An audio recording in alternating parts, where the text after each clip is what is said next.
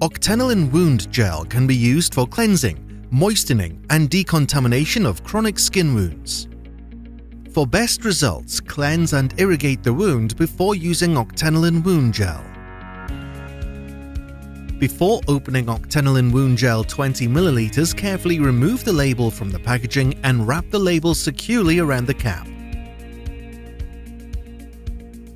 Then, to open, remove the cap and twist the plastic tab until it snaps off and then discard it. The pack should be used immediately. To use octenellin wound gel 250 ml tube, unscrew the cap, then turn the cap upside down and put the recessed circle over the plastic seal of the tube and twist to break the seal.